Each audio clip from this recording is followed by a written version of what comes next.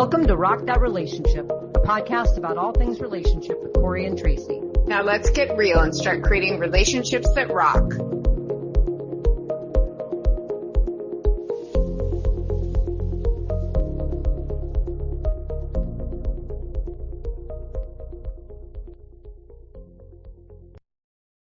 Hello and welcome to Rock That Relationship. Tracy and I are here today to talk about working across differences and difficulties. Our whole season has been all about, differences in relationships, difficulties in relationships, and how different people come together and work through those. And we've had so many wonderful conversations with couples on the show, with therapists, with coaches, with leaders, with nonprofit people. We've just kind of run the gamut here with all these great people on our show to talk about, working across differences and difficulties. And the interesting part about it is that pretty much every single one of those episodes, there was a focus on how important communication is.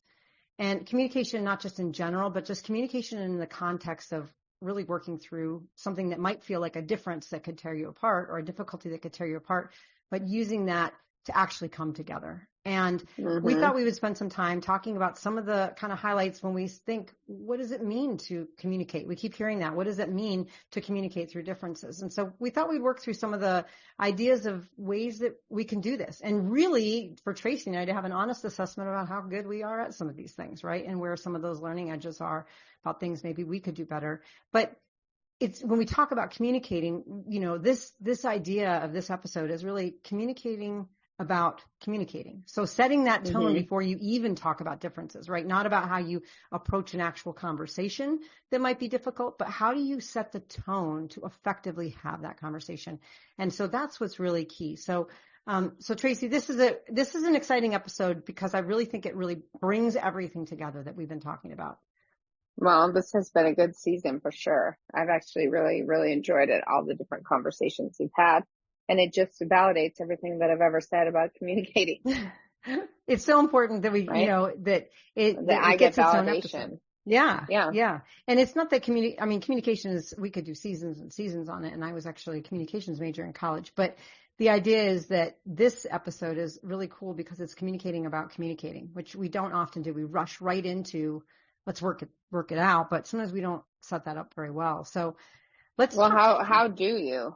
Yeah. You do that with your cards and your things but how do you do that if people aren't, number one, you have to have a willing participant on the other side, right? Yeah, you absolutely do. And that's the thing is if you don't have a willing participant, then you need to step back a little because sometimes you know what it's like to force communication when the other person isn't interested or willing or capable or whatever it is, but they're not going to be engaged. So that can be more destructive than constructive. It can also be enlightening to you, right? About really what do you want? Do you want somebody to be on the same page with you or not? Right. Our episode with Charity and Holly, they talk about that for the first time in Charity's life. She's had someone who actually wants to communicate, wants to set, goals together. And that's really important. And as the older I get, that's kind of what I prefer, even though I've been the most immature and the, refusing to communicate or like make plans with somebody in the past. Like I'm changing. And I'm 54 in a month, but really I'm like a emotional age. I'm like 20 years behind stunted.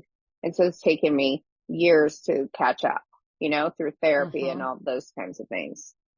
Yeah, that's good self-awareness. Understanding that you are a willing partner, right?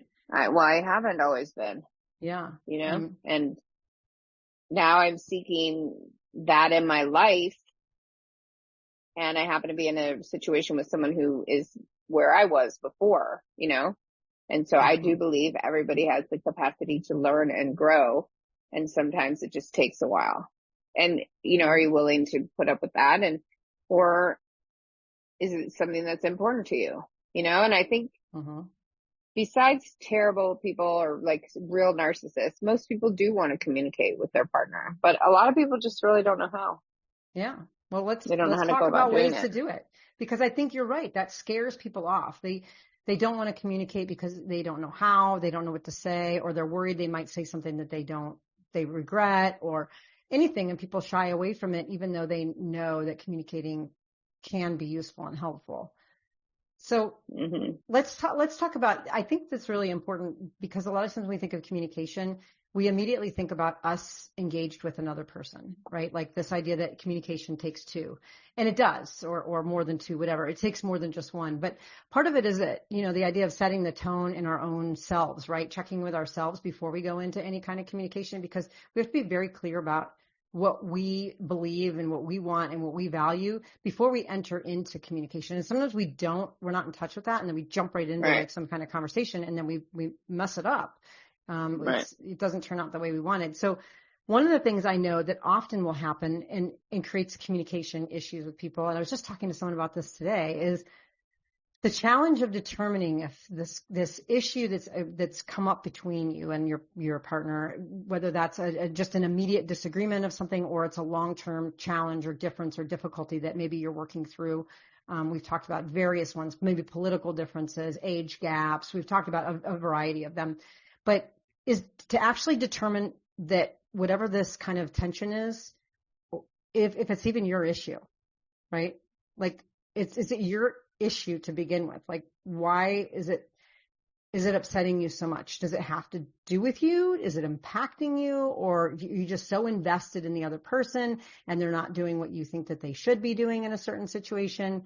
But is it your issue? So like, think about like if your partner says, I really want to be more fit.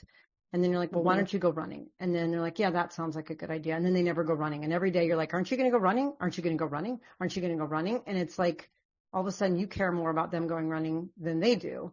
And you become invested. And there's reasons you might want to have like a partner that lives a long, healthy life. And yeah, all of these things residually affect each of us. But sometimes we do become over-invested in things.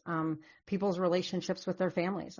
We've talked about this with several couples, is one partner might have a precarious relationship with their parents and the other partner has to support them or has come up to support them. But if that partner was like, you need to have a better relationship with your family, you need to talk to them, you need to go there for the holidays, it's not really your issue. And that difference can then create some conflict. Have you ever experienced this where you become so attached to some other people's outcomes, or you become more invested than they are in some of the things going on in their lives, that the difference has created conflict when it didn't necessarily need to? Well, yes, I don't think that's about communication. I think it's about minding your own business. And like, I have been a real, they say that you focus on other people's business when you don't want to deal with your own. And I'm totally that person, right? That I'll focus on somebody else's business. Like, I don't think that's about communication so much, unless the other person is communicating to you that it's really not your place, and then you need to hear that and respect that, right? But or like, on the other hand, you feel the need to communicate something to them that's not your business to begin with. Like, you're just... Well, yeah, then you need to figure that out. Stay in your lane, as they say. Yeah, you're bringing in conflict that shouldn't be. So before you decide you're going to communicate about a difference, is it your issue to bring up? That's how it has to do with communication, is whether or not you even communicate, right? Right. But you've seen this? I've done it. Yeah, done it? Many times. I comment on people's stuff all the time. I'm better about it now, but I'd start it, and the person I'm with now tells me to stop, and I stop now, whereas in the past I wouldn't stop. What compels you or has compelled you to want to continue doing it? Probably just, I think I know what's better for them. Or I feel like they should be doing something, but they could turn the tables on me. Everybody thinks I should be, doing more with my career or more mature or whatever. So, some of the ways that some people got me to stop was by like turning that on me, then making fun of, basically like, why don't you do this? Why don't you do that? Why don't you do this? And then like, oh, that's how you're acting towards me, Interesting. But now, like, I can receive the information that it's not my place. And then I can just shut up about it. But only if they tell you, but you still feel compelled to communicate it to begin with. And then just if it's too much, you expect your partner to say something. If not, you still feel the need to communicate your opinion. I mean, no, I'm better, much better than I used to be. But yeah, I have in the past felt the need to communicate everything that when it was in my head. I thought should come right out of my mouth. Mm-hmm. I've But now, changed a lot. so what made you change other than people turning the tables on you? Was there some other thing that now Well, keeps you have a little bit more of a filter? I mean, that's, I think, maturity, that it really isn't my business, that their life isn't my business. And Mm-hmm. me doing that only irritates everybody, you know? Yeah. I mean, nobody really likes to be told what to do or what No, other people, they don't. no. And then They even when do some not. people ask for advice and then they start getting it, they're kind of like, oh, I don't even want that either. Even though I just asked for it, you know? Well, but that's also people learning what they want. You know, Yeah. we've talked about that with Dr. Heather Brown. Like, is this information you want to receive, or is Yeah. this information you're ready to receive? Or, I mean, I think that's the thing. If you're going to be a good communicator, it's to be respectful of the people in general and ask them, do they want this information from you? You know, Right. maybe Right. they don't. Yeah. But I Well, think like, so I just responded to something on pot, uh, Facebook page the other day where these people put out these random questions. Like there's really no background. Nobody knows these people. You know, it's like a group of however many thousands of people or 1,000 people or whatever. And they'll be like, my girlfriend just walked out and broke up with me. What happened? And like, people are like, you know, so I was yeah. on this trusted house sitter thing, and this person said this woman had they were committed to be the pet sitter for this lady and her cats. And then she said, my mom's in the hospital, so I'm still going to be around.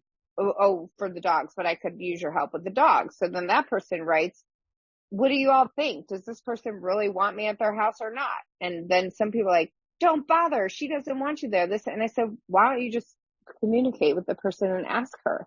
Say your Yeah. mom's in the hospital. Would you like to spend more time in the hospital? So would it be help that I'm in the house helping you with your dogs, or would it Mm-hmm. just be more awkward to have me there? And I think that that's the thing I'm noticing on Facebook group after Facebook group. People just tell people what to do with no like background Yeah. in what the real problem is. And there was another one I just posted on as well, where I was like, why don't you communicate what you just told us on this Facebook page? Why don't you say that to that person and then just see what they have to respond? Right. Right. You know, Yeah. but Yeah. it's like people would rather ask the advice of strangers who have zero knowledge or input. And that's something I've also learned being in a relationship is I don't want outside input anymore. I don't want anyone's Yeah. input on my relationship whatsoever. I have set a real boundary around that because it was not helpful to me, Yeah. And that's you a know? good boundary. And and so when you're talking about like, do you communicate this? Do you really tell people what you think? And you said that yours is coming a lot from this idea of like, you think you might, well, in the past, at least more so, is that you thought maybe you knew what was best for them and felt compelled to tell them. And so, but Hmm. I have a very similar behavior. Like I tell people what I think they should do, but it doesn't come from this idea that I know what's best. It actually comes from this idea that I see people have so much kind of untapped potential or opportunity. I'm like, why aren't you doing this? You only work part-time and you want to get more fit, but you won't even go exercise. Like you have an But that's opportunity. assuming that they're saying that to you. They're like Yeah, telling you, like I tell you all the time, oh my God, I need to do this. I want to do this. I hate my job. I need to do this. And then that opens that up for you to give me advice, right? right. But I still feel compelled to give you, like, if I see someone who's like complaining and they're like, oh, blah, blah, blah, like I said, I don't have, I'm not working out or whatever, but I'm like, you're sitting at home all day and then you're complaining about this, but I see that you have an opportunity. There's other people that wish that they had the time that you had to go work out, or like there's untapped Well, you're very good opportunities. at that. Do people get mad at you for that? It's kind of comes off as parental. Like it does I mean, come off as you like, helped me just this morning, right? yeah, With my whole thing about work. It was very helpful. So had I shut you down and said, like, I just want you to listen to me complain day after day after day after day, it would be really annoying. But what you said this morning was actually extremely helpful. Now you'll probably have to say it the next day and the day after. But, and that's the thing is like, if I'm opening myself up for that, then that's okay. It might be parental, but you're kind of a good parent, yeah, I just can't, you know? I know for me, that if I get too emotionally attached to the outcome, if I tell you that like you should do X, Y, Z, and then you don't, I can't get attached to that outcome. And I used to do that a lot, like, Right. And for you, like I can't get too attached to, what you want to do for your career. I can bounce ideas off you, but I you know, have to because want I'm it. not as competent as you are. But Right. And so that, right. you have to know, you have to be more invested than me. So if I'm going to communicate Right. to you something, I can't be so invested in it. Like if, again, going back to that workout thing, being like, come on, all right, every morning I'm going to go with you and we're going to work Right. out together. Come on. Like it can't be my thing. And so when we're talking about communication, it's like being really clear about how, is this even my issue to communicate? And then do I need to be overly invested in it? Because once you become overly invested in it, you start to get emotionally attached to a particular outcome. And when your partner doesn't respond in the way you want them to, there can be some kind of conflict there that wouldn't be there if you just detached yourself just a little tiny bit. And so, you and I have called it what was it, like the wounded deer. The wounded deer thing, where you see a wounded deer and like it's not an actual wounded deer, but it's someone who's struggling. Maybe they're having trauma issues bubbling up, or they've had a setback. And for whatever reason, you went through this phase where like everyone in your life was coming in was a wounded deer, and you were giving them ample advice on how to get out of these situations, and they weren't taking this advice, and it was getting very frustrating for you. But not over only, and over. it wasn't that they weren't taking advice, because I don't take your advice either. It's not that I don't hear it. It's that I'm not actually capable of acting on it. You and I have like different capabilities in this world, but it's that wounded deer sometimes attacks you and then like comes at you. Like, you know what I mean? I don't think I've ever attacked you, but some of those wounded deer have like lashed out at me. And then that's where I'm like, whoa. But I don't see that so much as, I mean, when I think of communication, I think like, how are good ways of communicating with a person who's willing to communicate with you? Well, and that's it. That's what, why this is such an important thing, is that we don't talk about this, because we jump right to what you're talking about, which is the tactical, how do we actually talk to each other, use I statements, paraphrasing, when really the idea is that have we checked ourselves before the conversation to say, is this my business? Am I too attached to it, like to bring in emotions that aren't even warranted? Am I setting myself for a failing communication exchange before I've even engaged in I statements and paraphrasing? You can I statement and paraphrase all you want, but if you have no business in that communication in exchange to begin with, then that's already problematic. Right. So part of it is like the self work that we have to do, right? To figure out what's going on. So let's look at like some other things around like this idea about your own self-work. So like if say you're in a discussion with someone, you are communicating, you do have a willing partner, but then you all of a sudden, something is said and you get triggered, right? It may be a warranted trigger or it may be an unwarranted trigger, but you're triggered. And then your body responds in a certain way, and you or people tend to respond in a certain way. And the trigger can escalate something that didn't necessarily need to be escalated out of that, what might have been a starting off as kind of a calm exchange, all of a sudden a trigger. I know some trigger words for like for some people is you always do this, you never do this, or laundry listing, or bringing up like a gotcha, like stab you from something that you had made a mistake before. I mean, some of it could just be things that like trust could be a trigger and they could bring something up. What are some of the like when you're triggered, not what are your triggers, but when you're triggered in a conversation with someone, kind of go deep into your own self-work. What happens to your body? Like, how do you know you're being triggered? I've had to do this talking through with my therapist, like it's just you feel it in your chest. You feel it and your like whole body becomes tense, or your like head gets red, or you become sweaty. You start like, I mean, it's like a fight or flight response, Mm-hmm. Yeah. For me, you know what I do? I lean in. I don't even realize that when I'm like physically? Talking, I physically lean forward. I'm like I'm about to attack, even though I don't know what that would even look like to attack, but I feel like all of a sudden I'm in like an attack pose.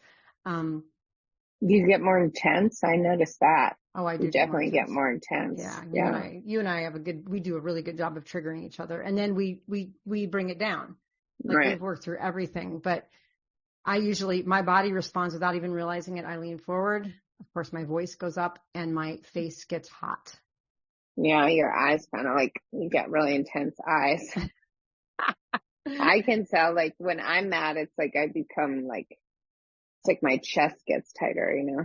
Yeah. Like I can feel it. Like I become my muscle, like, oh, like I constrict.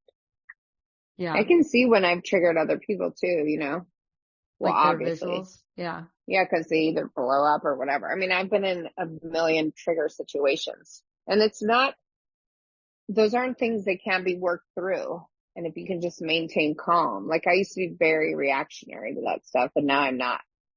Mm-hmm. I am very good at talking it through and then it being a non-issue. But people get triggered and they need to understand that, like, it's okay. You know, it's not the end of the world. Right.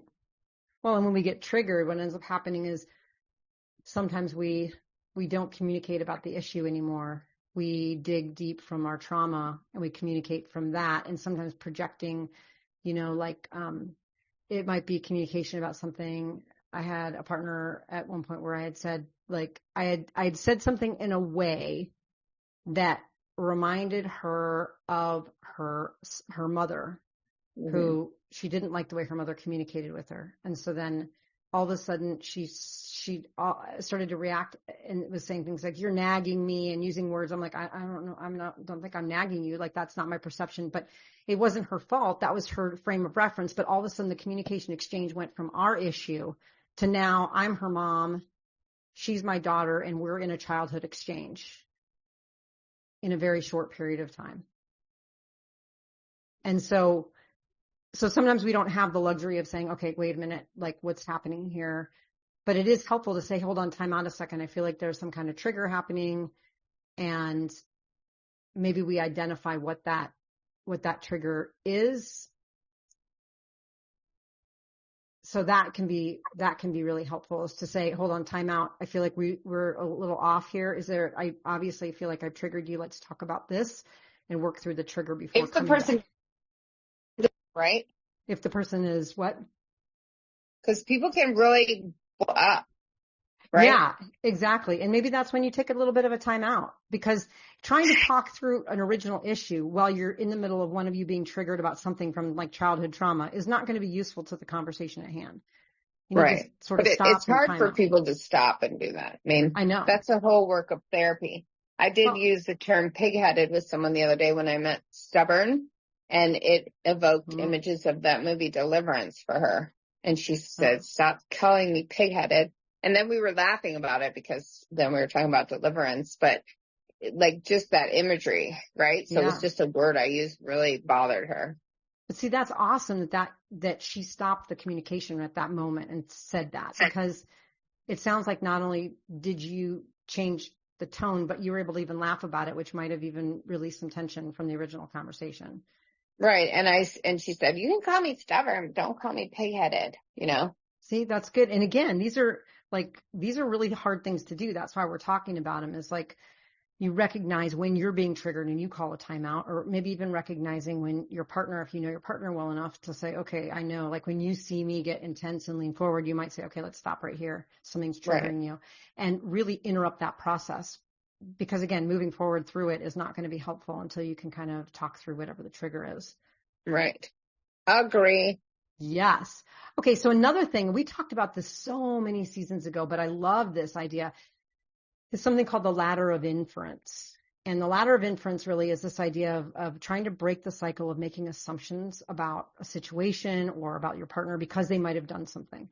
So I come home, there's dirty dishes in the sink, and my assumption is my partner is being disrespectful because she knows that I don't like dishes in the sink, or my assumption is she's lazy, or my assumption is she thinks I'm supposed to take care of her. When I jump to those assumptions in my own mind, then I start to get myself all worked up about maybe something that isn't really a difference or a difficulty, but something I made up in my head, instead of just checking in and saying, okay, hold on, what's actually true, right? You're blowing it out of proportion. Yes. Right. And it may very well be that it was like, I'm going to just mess with you and leave these dishes in the sink. But most people usually aren't like malicious like that. Right. There's a reason. So have you ever had a situation or is there a common situation for you where sometimes you slip into assumptions where about something that isn't true? In the past, more so when I was very reactionary about stuff. Yes. I would assume the worst. Yeah. But now I'm on the opposite where I've been accused several times of things that weren't the case. And I was able to calm the situation and say, look, you're seeing things your way. I'm seeing things my way. We're not even looking at it at all the same way. And can't you just give me the benefit of the doubt? And here I'll explain what I was thinking, you know? Does that seem to work? Yes, but it takes, you have to be very tenacious. Sometimes I have to be tenacious, but I mean, I think it, again, just like I'm seeing now being a family law attorney, it really matters if you have a reasonable person on the other side. Yeah. Right. I mean, there's only so much you can do if the other person isn't reasonable, Right. But I have seen where there are triggers that have nothing to do with me and that really comes out, when I've done something that could be perceived that way where I didn't even think of it that way, when that would have never even crossed my mind, and so, okay, can you listen to me? But I've had to be persistent or sit down when I've been told to leave, and then I'm just going to sit and wait it out and, see if I can talk it out. But it really depends on the other person and how triggered they are and whether they can bring themselves down, Yeah. I mean, that's hugely important. And maybe after a while, if it's the same assumption that comes up over and over, like, you don't love me, or you're going to leave me, or you're disrespectful to me, or whatever the case may be, that those continued conversations that point out that's not really what's happening here, maybe over time those assumptions will lessen because you have like more of a proven track record of things. Like maybe, when I leave dishes in the sink, it's usually because the dishwasher is full. And so the assumption can be like, oh, so-and-so left dishes in the sink, it must be full. The dishwasher must be full, as opposed to they're trying to disrespect me and leave me dirty dishes. Well, and anything that are bigger issues than that, I think sometimes you need a therapist's help. Yeah, I mean, absolutely. All of these things, these conversations, you could have a third party involved. But, part of this, again, you're still having these processes before you might even be talking about the actual issue at hand. It's like, what kind of assumptions are you making going into a conversation, right? I'm assuming that this person doesn't want to be with me anymore. I'm assuming this person doesn't love me, or I'm assuming they, something, whatever it may be, but trying to figure out what are the assumptions and just at least identifying them. So like in your case, when you've had assumptions about other people, what kinds of things have you done to challenge those assumptions? Well, I mean, those were assumptions that were just all in my own head, right? Yeah. And so, I mean, that therapy really helped me with that a lot. Remember, I used to view relationships as something you get into and they're automatically a battle between two people versus two people trying to be together and work and move forward, because that was my only, modeling of relationships. So it's just, again, therapy and understanding your own life and what's causing triggers and what do you want and why are you being with another person, whether it be a friend or relationship, Yeah. And that whole idea of therapy is really important because you're probably going to be able to identify what your common triggers are, right? The things that continue to come up over and over, what your common assumptions are coming up over and over. And, I have, a lot of people in my life have left in my life, all the way down through my childhood. Important people have left at important times in my life. And, I have a tendency to see that if someone just needs a little bit of a break to just, even if it's just a few hours before we can talk about something, that used to make me very, very, very anxious because I thought they were going to leave me. Like, can I just have a little bit of space so I can think about this issue? And I was like, oh my gosh, you're not coming back. And that's what we talked about in the one episode. We talked about reassurance statements, right? Like, Right. I love you, I'm coming back. And that would have probably really helped me. But once I was able to realize that an assumption that I make a lot is when people need to take a little bit of time or space, my assumption was they're going to leave. And if I could just hold on to them, not let them physically leave the room, not forcefully, but just convince them to stay and talk, that somehow they would stay and they wouldn't leave me as a person. And that's a huge assumption that carried over into so many relationships and even friendships and other things. Right. Yeah. And that's where you have to recognize that that's your issue and work on that, Right. And it's not their issue and it's not our issue and it's not part of the communication exchange, but I need to know that coming into it where my head is, and because I could get really set off if like that person needs space and then try to force them to talk through something when they're not ready because I'm afraid they're going to leave me. And that's not productive at all. Right.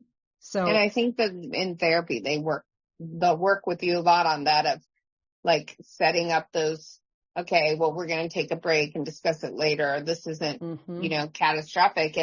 But I had a couple conversations with people about that. Well, if we're going to break up, let it be after a discussion, not out of hot-headedness, but not everybody has those capabilities, No. And I'm hoping that as we talk about these things, people will say, oh, that's something I'm not very good at, or that's something I would seek out, or something I want to work on, to be able to develop that. What about, let's switch gears into something around like the reframing, right? And empathy. Like when someone tells you an issue that maybe bothers them, or like when we talk about in this case of this example of this season is, a difficulty, a challenge, or even a difference that's bringing up something that needs to be addressed, and they bring it up and it's like, you're like, that's either A, I just don't see that. I don't see that being an issue, or B, that's an issue. It's not really a big deal. It wouldn't bother me if that happened the other way around. And a lot of times people do that. And what it does is it dismisses the other person's concern, and they think that that's the communication. Like the problem will go away as long as I just tell you that it's not a problem. And I know I've done that before where I've been like minimized something. That's very hurtful to people. Yeah. It's very invalidating. Yeah. I mean, have you found that you've done that to people before? I mean, I certainly have. Oh yeah. I spent decades doing that to people. I don't do it anymore because now I've been through therapy. Yeah. And now I don't like it when somebody does it to me. And I'm like, you don't know that.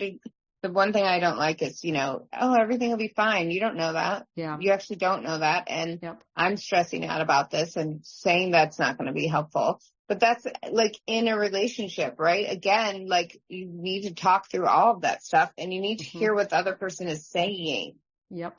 Yeah. Like, why are they saying I'm upset? Right. Yeah. Why does this bother you? Instead of saying it shouldn't bother you. It shouldn't, it wouldn't bother me if it happened to me. It's not about you. It's about them. And,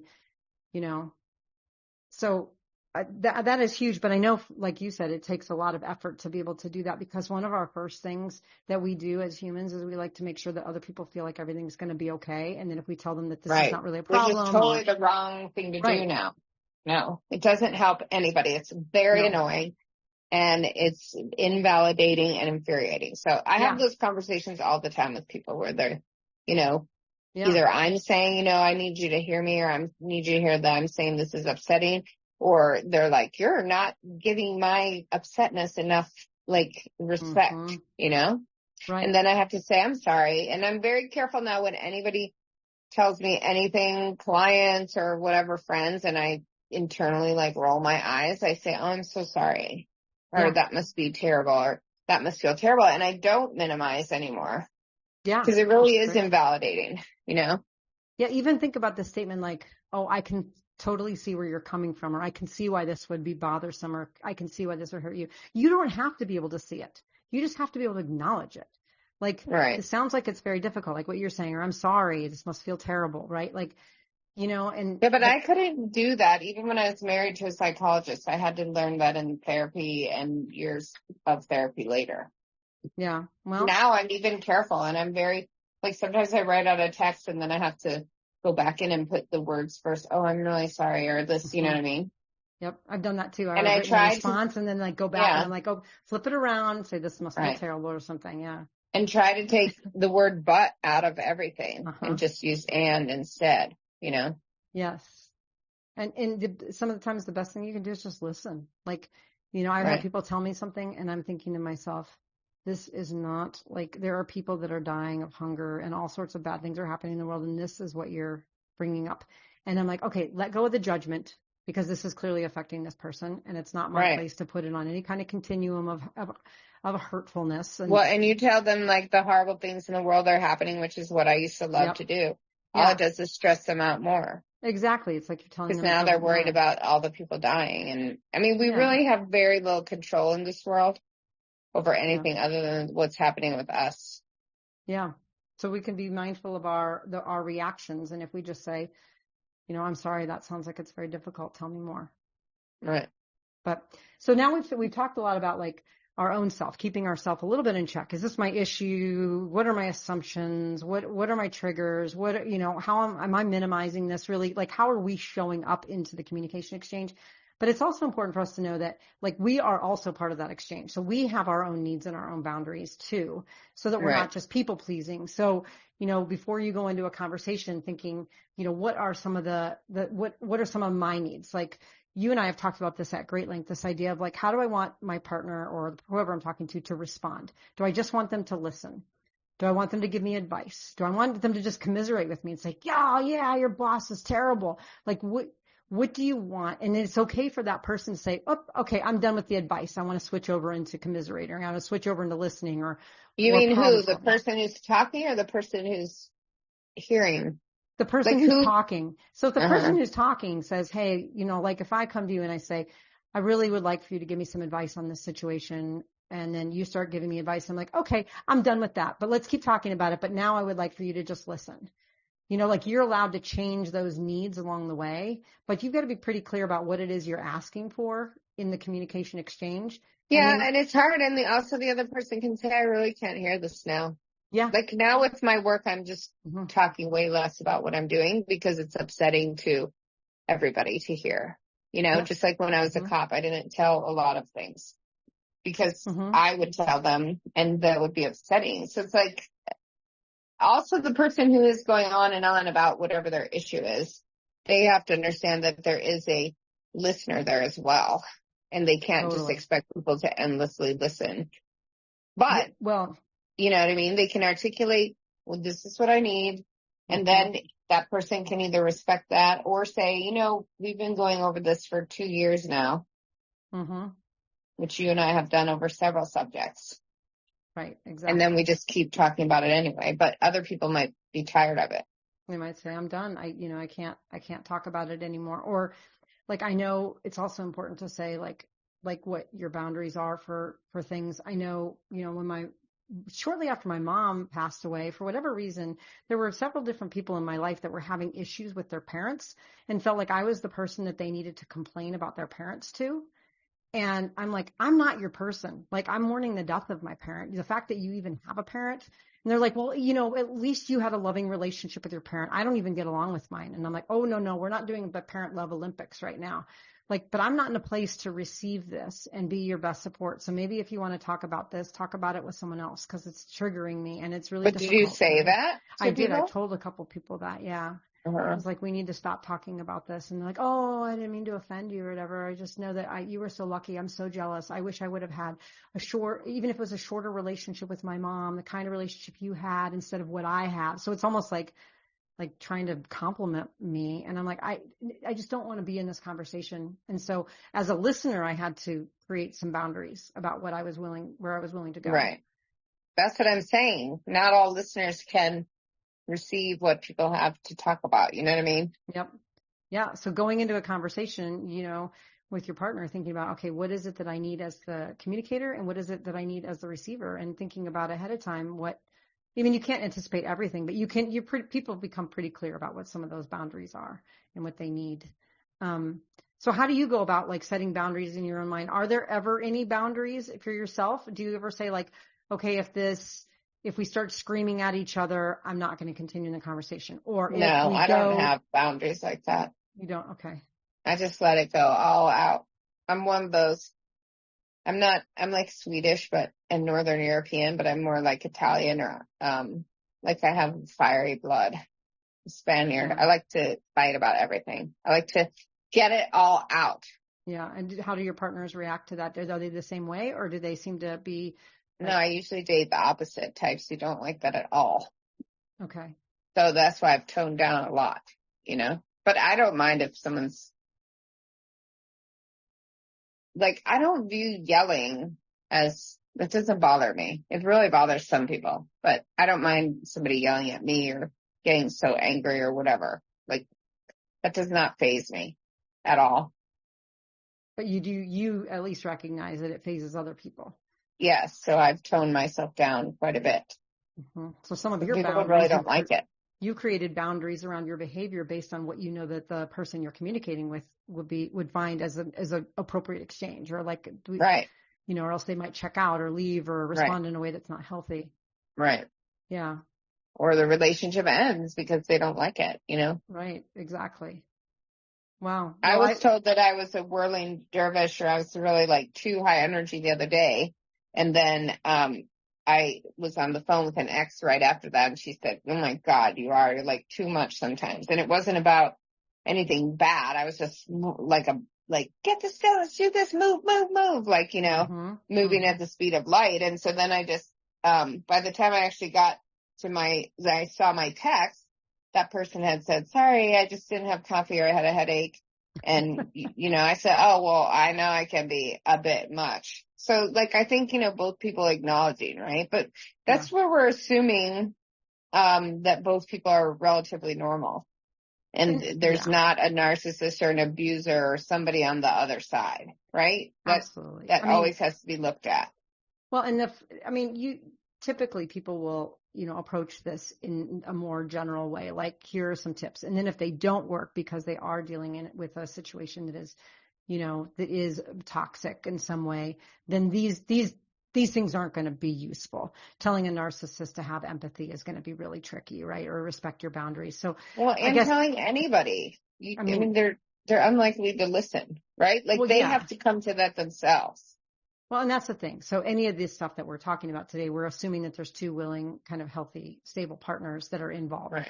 Any kind of situation where you're dealing with an abusive situation, toxicity, narcissism, anything that's severe like that, you probably want to have these kind of conversations in a therapeutic setting, but in a situation not like that, right? Some of these things can be really, really helpful. So let's look at, when we're talking about boundaries, I'll just share a couple of mine. One is not yelling. I don't do well with yelling. I grew up in a yelling household. It was just a form of communication. My mom yelled a lot at my dad, and then my dad would, get upset. And like, I just don't want to be around yelling. And so once things get escalated like that, I'm like, nope. You don't like it. Right. I don't like it. I don't like it at all. I don't want to be yelled at. I don't want to yell. I've only risen my voice a couple times in relationships, and I didn't like who I was when I did that. So I also exit the conversation before I slip into something that don't feel like is a healthy version of me. And so that's the other thing. So it's not like just not yelling at me, but if I feel I'm at a point where I'm about to yell, then I'm like, okay, that's another boundary. I don't want to be a yeller.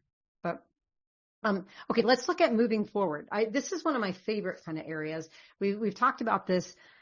We talked about this early on in this season about relationship values, relationship goals, kind of setting the tenor of like, why are we even here? And so here's a couple questions that I'm going to throw out, not for us to answer per se, but just for like, if you're taking notes on this episode and you're thinking of what are good questions that I can ask my partner in situations, here are a couple of good ones.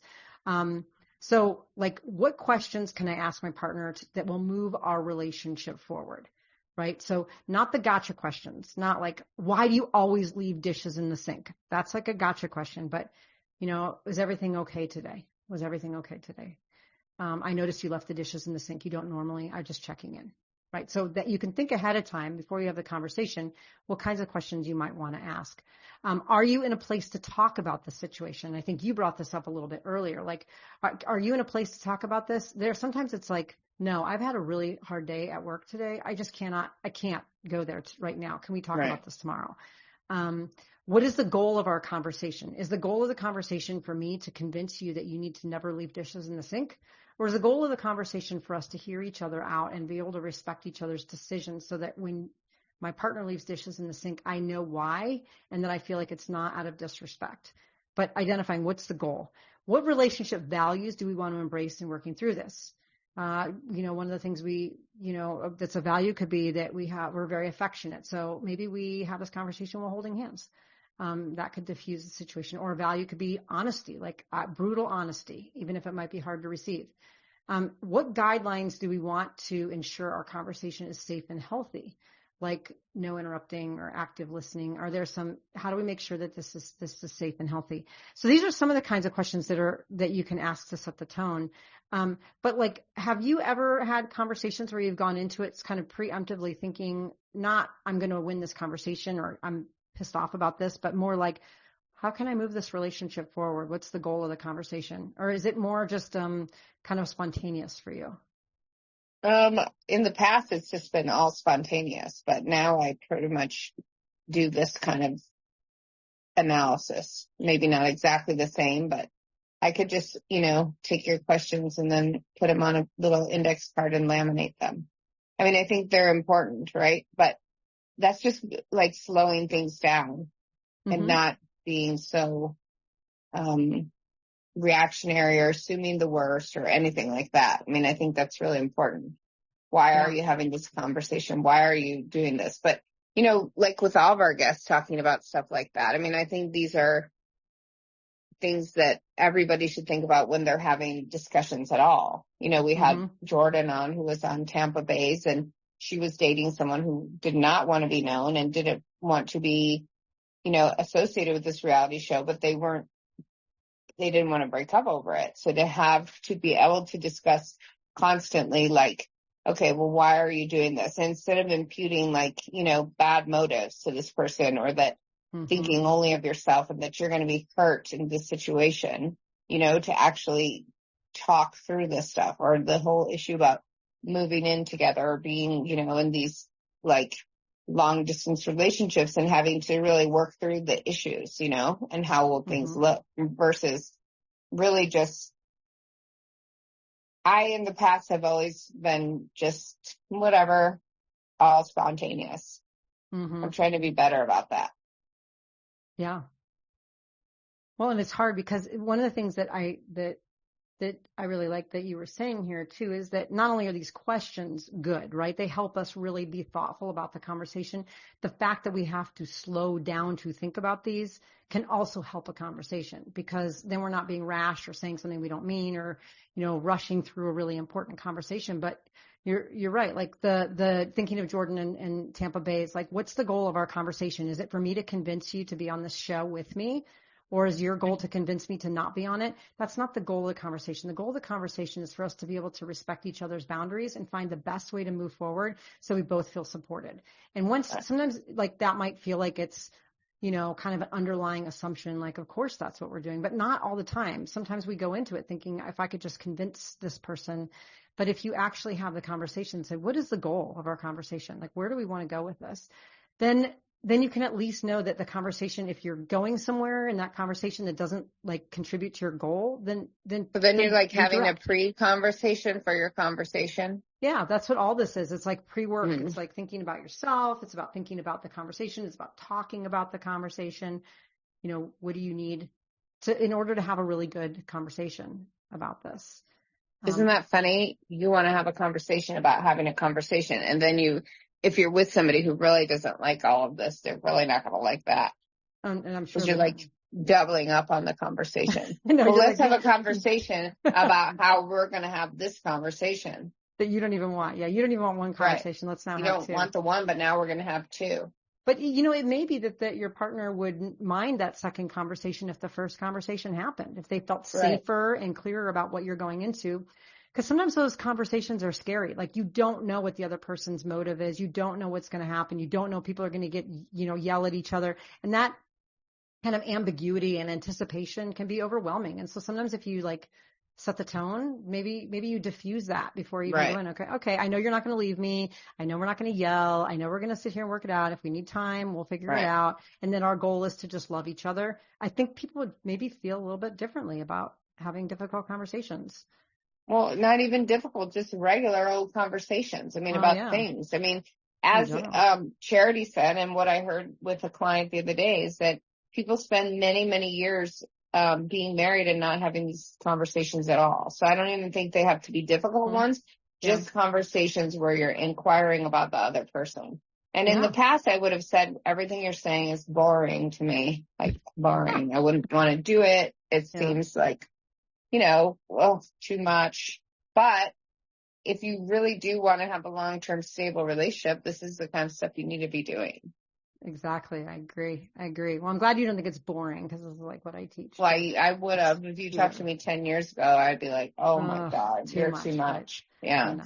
All right. Let's shift into another element. So now let's just say you're actually in the conversation, about the real conversation, number 2, the one about whatever the issue is you want to talk about. Here are some questions that might be helpful, as opposed to, a lot of times we go into these conversations stating our perspective before we even listen to the other person. So there's a saying, seek to understand before being understood. And it's this idea of starting with questions rather than starting with your opinion. But some questions that might be helpful is, why don't we each share a little bit about what caused us to react that way, or what caused you to react that way? What emotions did you experience in the moment? I loved it when Antonio and Miguel talked a lot about using the feeling wheel. What emotions? I was upset. Okay, well, upset is like a blanket emotion. What do you mean? Did you feel betrayed or hurt? What emotions came from that? And where did those emotions come from? What's beneath the surface here? Like, are you upset because because you left the dishes and I have to clean them up? Or am I upset because I feel like it's really disrespectful because you know how much I don't like dishes in the sink, and it's like you just knowingly disrespected me? And what does that feel like? And then the other one, which is really interesting, and I love this because it gets at this assumptions question, is how did you perceive my intentions? Right. Like, did you think that I was doing this to be hurtful to you? And so some of these are just ideas about how to get the conversation started before saying, like, you left dishes in the sink and that's just so disrespectful, but really asking maybe what happened. So how well do you think you do in asking your partner questions as a way to maybe hear their experience and work towards the relationship, versus clarifying, or these questions that are, how we ask questions that are really more like statements, like, so what you're saying is that you left dishes, like, but you put it in the form of a question. That's not what I'm talking about. I'm talking about, how often do you genuinely ask questions to say, okay, are you okay? What happened? What's going on here? What emotions are coming up? Is there anything beneath the surface here? Do you feel like you ever ask those questions, or do you tend to get right to the issue? I might ask those questions in my own mind and then give myself the answers, based on what I've seen in the past. I just was watching a hilarious guy who's a nurse, and he does these hilarious nurse videos. Nurse John is his name. And he always acts out both parts of either the patient and the whatever, but it was a guy sitting there eating some chips, and his nurse wife comes home, and he's like, oh my God, she's home. And he gets up and he like grabs her bottle of wine, and he keeps his, he's like, puts his hand over his mouth, like he's not going to say anything. Gets her on the couch. He's like, gets her all of her stuff, and always like covering his mouth so he knows not to talk to her. And then like rubs her feet, and then opens the toilet lid and turns the shower on for her, because, all that person's been doing during that shift is being deluged with, information and stuff. And so there is a time and a place for any of this. And I'm a very good observer. And again, like, I wouldn't have done any of this before. I wouldn't have cared. I wouldn't have done it. I was just all about the moment. And now I think that I can ask those questions. I kind of go through those questions in my mind and answer them first. And so, it really depends on the other person. Sometimes they find these questions irritating, and they feel like you're just picking at them. Yeah. Like, not everybody receives this information the same way. Like, right? I mean, so you do have to also be careful. Yeah, right. Willing partners who are willing to talk about the conversation and willing to go into it with these kind of strategies. And, what you're talking about, like with these questions, is you can, verbally ask them to your partner. But like, if you know them so well, like in this nurse situation, I know you had like a really hard day. I don't even have to ask you to know that you're going to need this from me. So, and if that person came home from their nursing shift and you're like, you should have done this, or how come you left these dishes here? Why'd you do this? Then it would blow up. And then you would, then you would say, well, cause you react this way. And they'd be like, cause I just had a rough day. And you don't even recognize that I'm having a rough day. So part of it Yep. is intuitively understanding what's going on.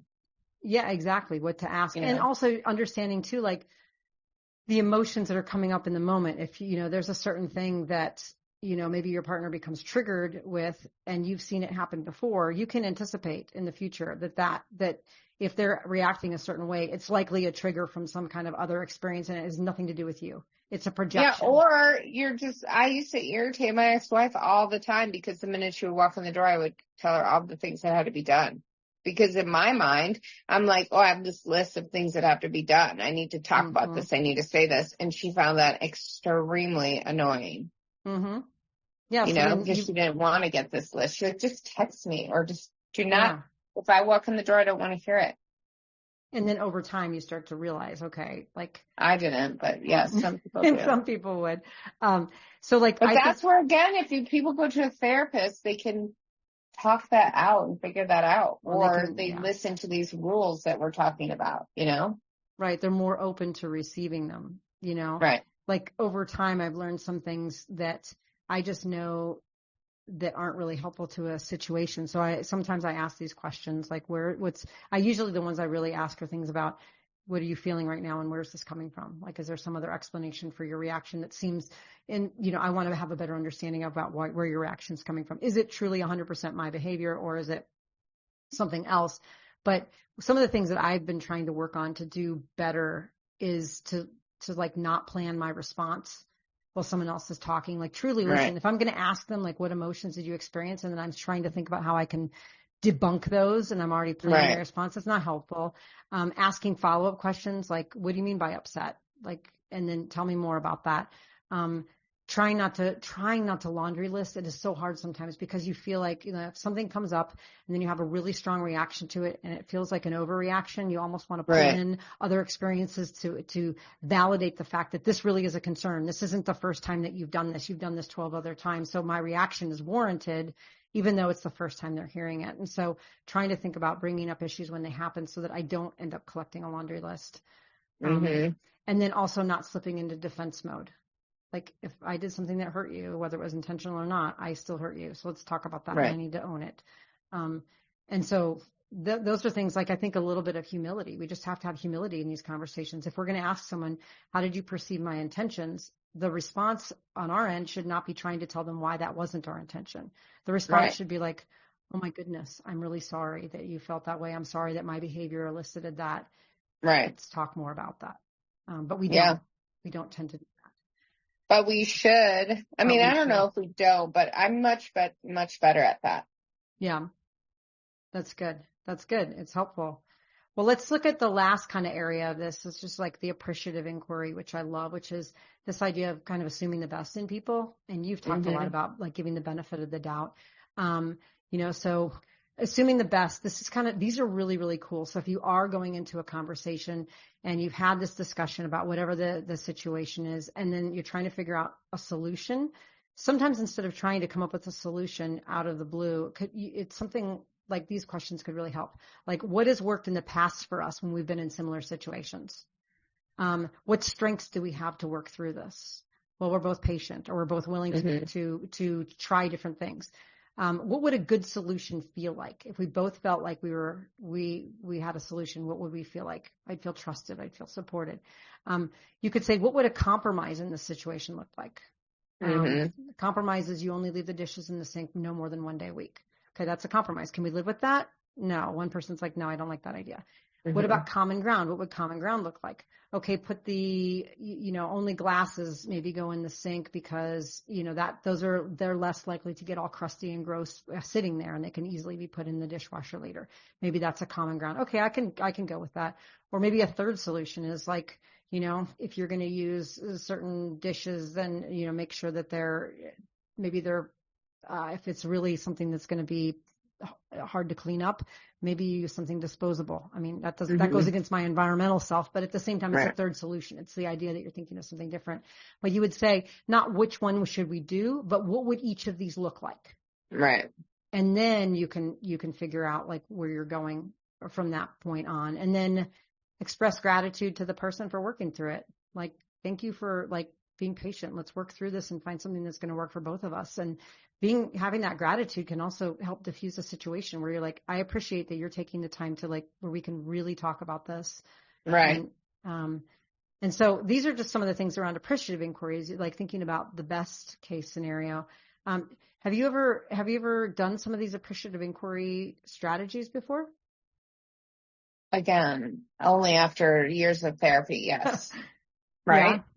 These are really either you do your own therapy or you do your own learning or you learn it with a therapist, you know? Yeah. I Or mean, you I take think one of my classes. You could take my class on emotional intelligence.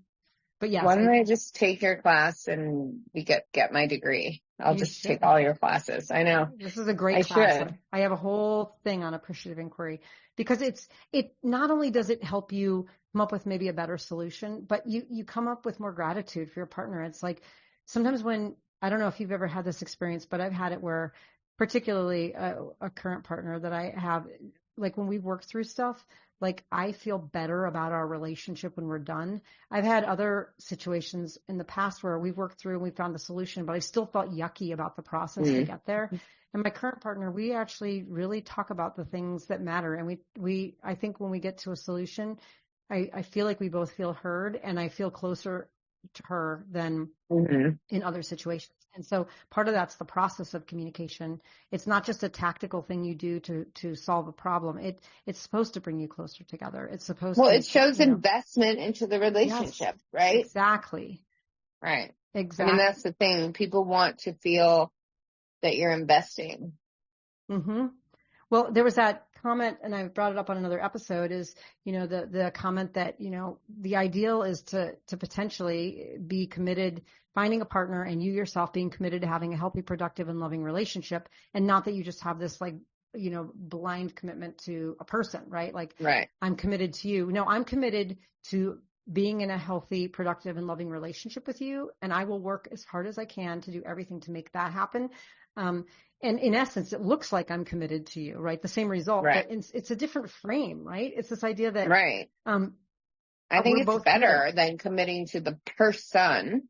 Like you're saying, you're the person that I want to commit to this kind of thing, because I could really love someone, but they could be so wrong, right? Yeah. We could love people who are just so wrong for us and they aren't going the same place or they don't want the same things. And so actually, if you say, look, this is the framework for what I want, and I'm committing to this process, and I would appreciate it if you would too, then that's different than committing to a person who could be disappoint you or this or that. And I do think it holds the people accountable in a different way. Then, I'm just in love with this person. I just love them. But that doesn't mean that you're going to be respectful. It doesn't mean, see, that's the difference, right? Yeah. Absolutely. Committing to the process of the relationship. Yep. Different.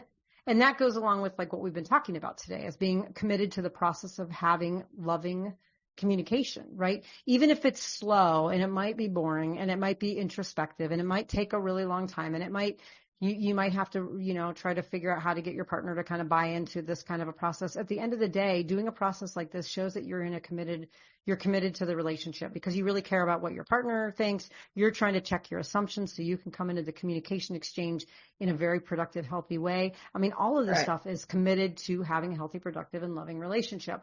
And it takes work. And it's the whole point of our podcast.